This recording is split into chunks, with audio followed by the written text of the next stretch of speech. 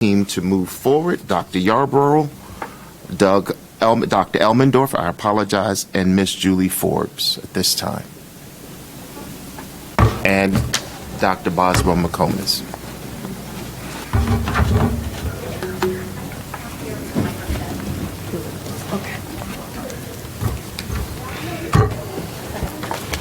Dr. Boswell McComas, thank you.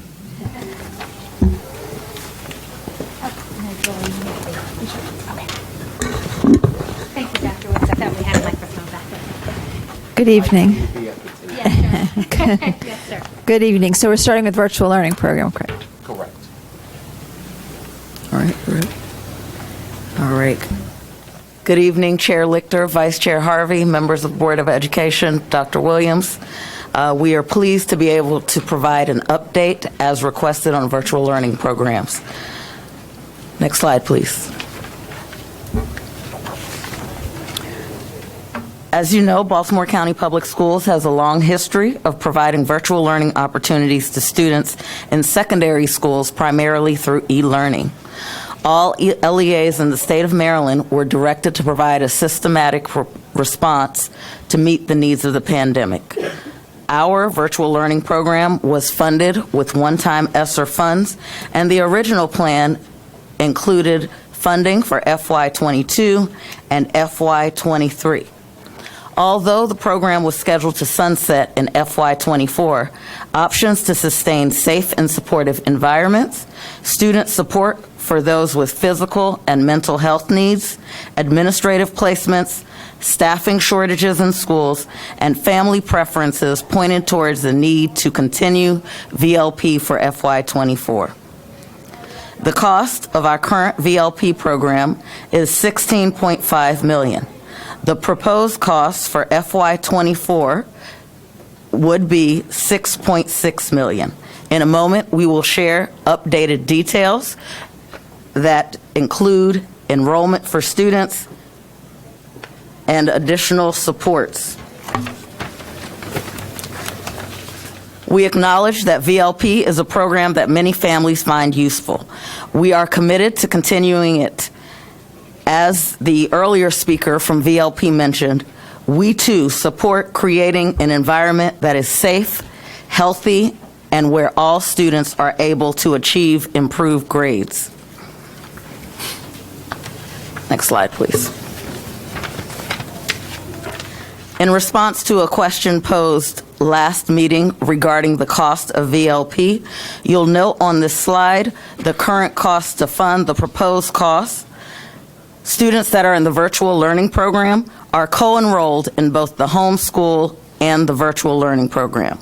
This results in expenditures for the cost of students in the VLP program, as well as paying for the students in brick and mortar. This is because students currently may return to their home school at any time. There is no policy that requires placement for a year or more in the VLP. No staffing is taken away from schools. All schools remain fully staffed.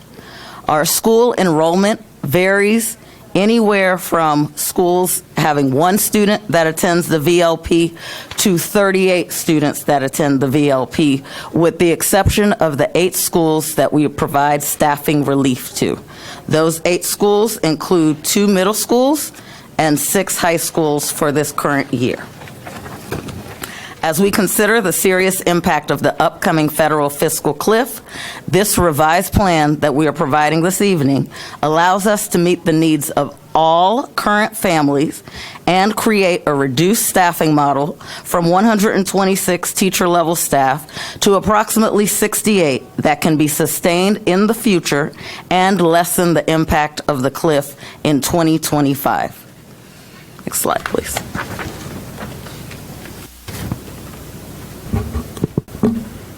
This slide reflects the current student enrollment in the secondary levels of the VLP for student placements that include administrative transfers, school conduct hearing officer placements, home and hospital services, approved medical admissions, and program review placements.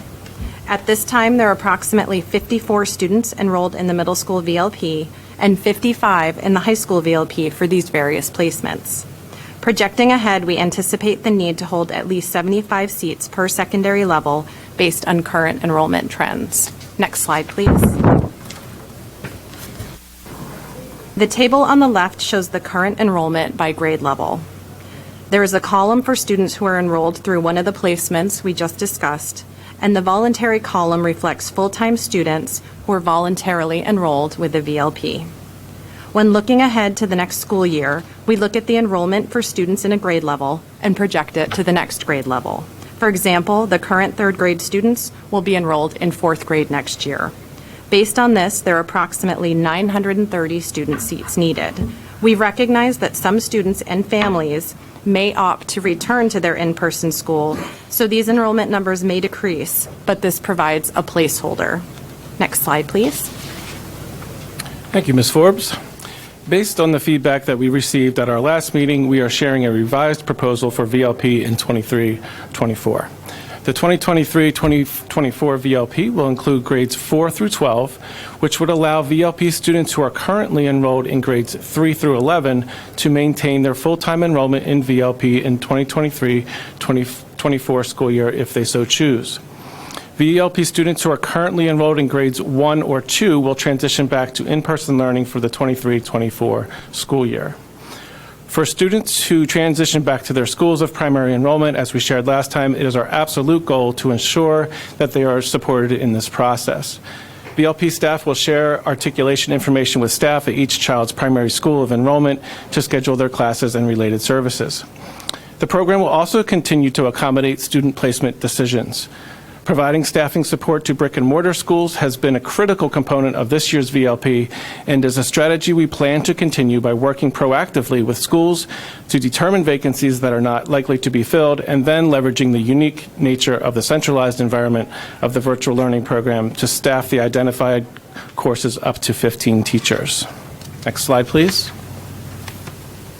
This table provides a few more data points related to our proposal. The top row here shows current class size averages for each level for some context. In the 2023-2024 school year, the VLP will include 150 seats between 4th and 5th grades, 420 in the middle school and 504 in the high school. As was mentioned previously, 150 seats will be available between middle and high school for student placements related to discipline, health, and other identified needs. The total capacity for the 23-24 school year is 1,074, which again accommodates all VLP students currently in grades 3 through 11 to return and also provides seats for placement decisions. Next slide, please. Thank you. So, questions?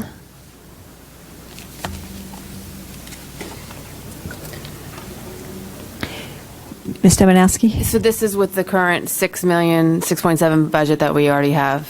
That's correct. Okay. What is the total enrollment right now? Or that's, About 1,100. and then for the full-time new, students. and the new proposed is 1094, so I think. 1074. Right, okay. But for just the 6 million? Okay. Just a question, quick question. There's a question Yes. from Dr. Hager? Okay, I'm sorry. Okay, I thought you were. I just wanted a clarification on the grades that the new proposal will be. Is it 3rd to 12th or 4th to 12th? Good question. It's a little confusing because our students matriculate into the next grade. So it would be 4th through 12th next year, which would accommodate our current 3rd through 11th students. Sure. Dr. Hager?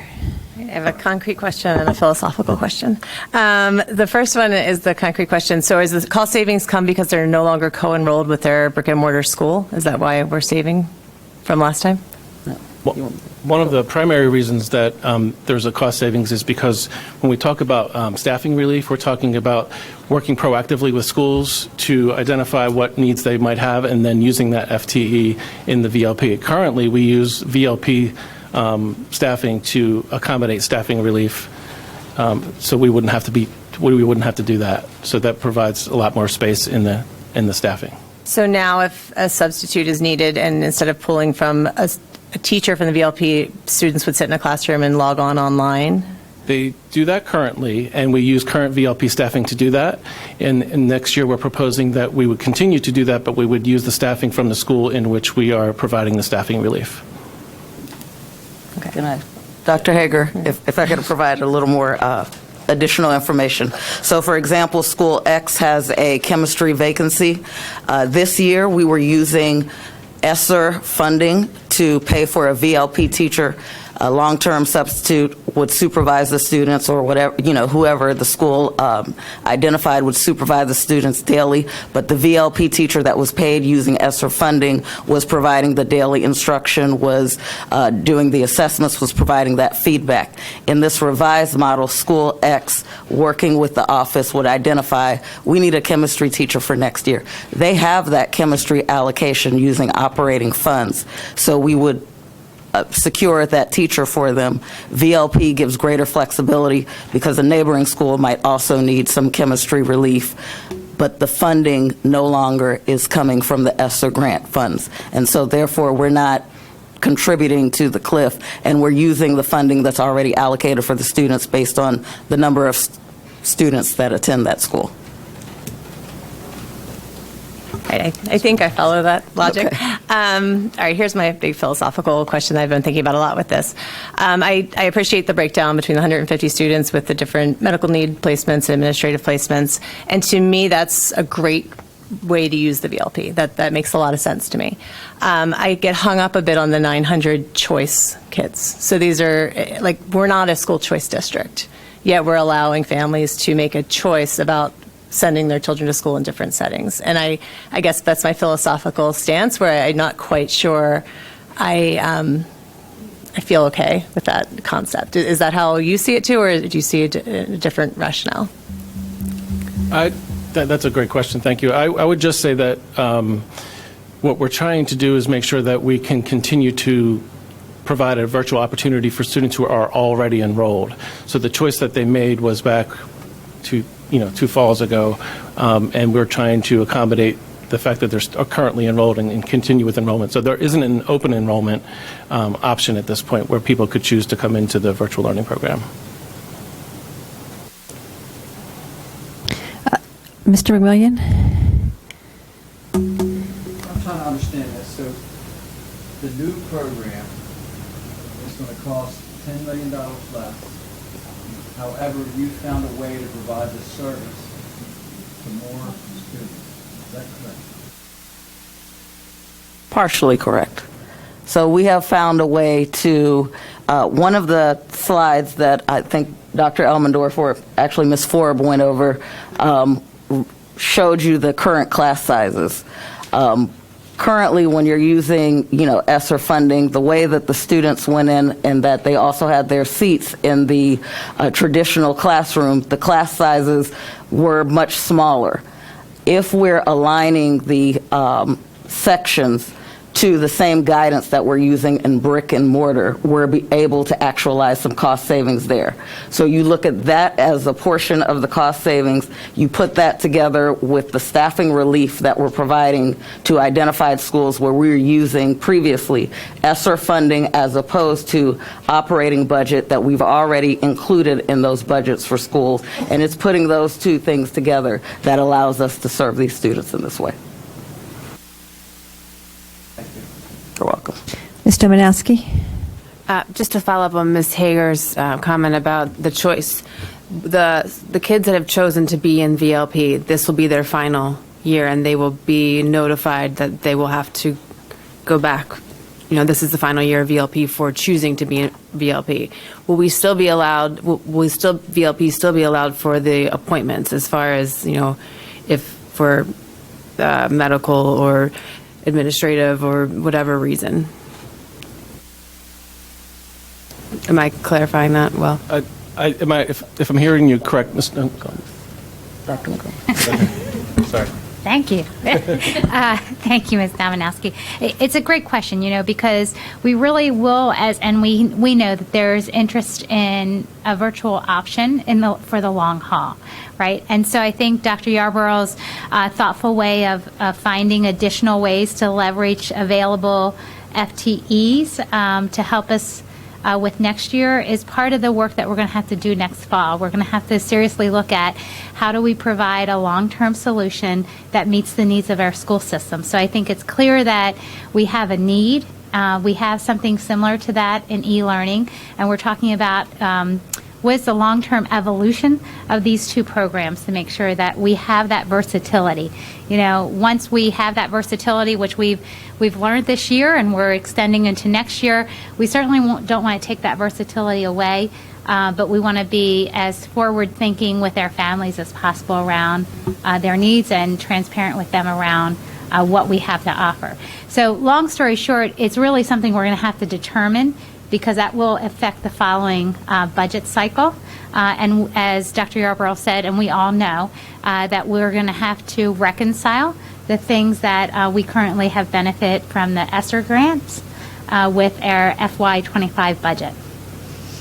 But, I mean, that's kind of why we are here now, is because we didn't give warning to the VLP's parents that chose to be in there, so we had to extend it. Are we going to be in the same situation a year from now? No, because we need to do that work in the fall, right? So that is the work that we need to do August through October so that we have decisions made and that we're all on the same sheet of music around what financially we're going to allocate either out of current budget, FTEs, or request in the FY25 cycle. So you'll see as we work through, this is your first budget cycle, but as we work through the next budget cycle, you're going to see that there's a lot of decision making that happens in the first quarter of the school year to prepare that budget. And then you have to decide what of your maintenance of effort budget you're willing to allocate towards that, and what are you going to ask for in the upcoming budget cycle. Just forgive me, I thought it was part of, Ms. Litcher said that we were going to extend this as long as we let the parents that chose to keep their kids in VLP know that this will be the final year of it. So I'm just confused a little. Well, I thought your question was, right, we're going to have it for next year. Right. And I thought your question was for the year after. I thought that was the question I was It answering. was, but Okay. what I'm saying is, are we going to let the VLP parents know this is the final year of VLP for choosing to be in the program? I see it. The communication, I think that's part of our communication in the fall. And Mr. Manowski, I think I made the motion last time, but then we stopped that motion, which was just extended for this year due to communication, and then decided the use of virtual. So I think that's where you're getting the motion from last time that we didn't pass. But Dr. McComas, I think even November is late. Like if we think of our magnet timelines and other timelines, we may need to push that really to the start of the school year as far as bringing back what is we envisioning virtual learning looking like in the future, so we can let parents know as soon as possible so that other options that have timelines don't, collide. Agreed. October is a good time. Thank you. Dr. Williams, were you going to? No, I was just going to comment. Thank you for the feedback, just like we do any program. I remember the conversation at the last meeting. There's some communication timelines we need to provide. We do recognize how this has benefited some students who needed that additional option. But the original design of the virtual learning was in response to COVID. But we saw some progress, and so as Dr. Bosmer-McComas said, we'll be talking about that and developing a plan of action so we can communicate what that will look like the following year. Thank you. Ms. Henn, did you have a question? I did. Thank you, Madam Chair. So what we're hearing from families of the VLP is that they feel this is already a permanent option. And I know we've communicated that the funding was ending, and that's clear. However, the work seems to have already started when this no longer became an emergency option. And my question is for Dr. McComas, then, to hear you say that that work hasn't started, it seems like it started when we started adding resources and it became a program. Because it was no longer an emergency response, it now became a program, and it has a website, and it has resources and staffing, and it is a true educational option. So while we don't have open enrollment, our families we're not expecting it to end. We've heard that almost universally from people who've been asking for it to continue. So my question is, I'm a bit confused hearing you say that the work has not yet started. And if that's the case, then it needs to start.